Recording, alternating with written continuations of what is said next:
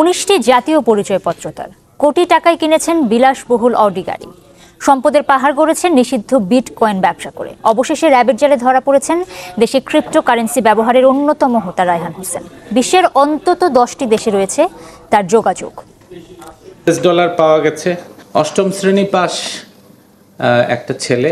তার মূলত তার ধূর্ততা, তার আইটি নলেজ তার প্রাতিষ্ঠানিক নেই, কিন্তু সে অনেকটা অনশেন। তার কোম্পানির নাম হচ্ছে MRH সফটওয়্যার অ্যান্ড ডেভেলপমেন্ট নামক কোম্পানি দিয়ে একটি অত্যন্ত দামি গাড়ির ক্রয় বিক্রয়। সে গাড়িটা কিনেছিল, আউডি গাড়ি, অবৈধভাবে কিনেছিল।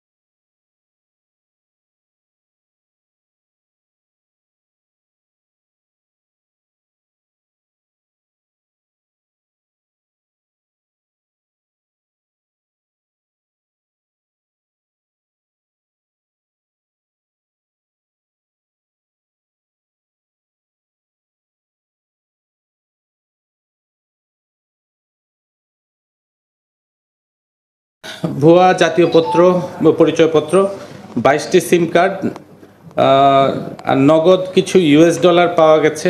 অষ্টম শ্রেণী পাস একটা ছেলে।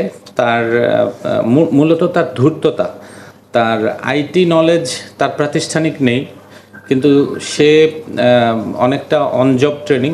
কয়েক মাস আগে রাজধানীর একটি শোরুম থেকে 1,07,00,000 টাকা দিয়ে অডি গাড়িও কিনেছেন এই রায়হান। এখন পর্যন্ত রাশিয়া, পাকিস্তান, নাইজেরিয়াতে বিটকয়েনের ব্যবসার মাধ্যমে ক্রেডিট কার্ড হ্যাকার চক্রের সাথেও জড়িয়েছেন তিনি। প্রতারক রায়হান হোসেন, তার কোম্পানির নাম হচ্ছে MRH সফটওয়্যার অ্যান্ড ডেভেলপমেন্ট নামক কোম্পানি দিয়ে একটি অত্যন্ত দামি গাড়ির ক্রয় বিক্রয়। সে গাড়িটা কিনেছিল, আউডি গাড়ি, অবৈধভাবে কিনেছিল।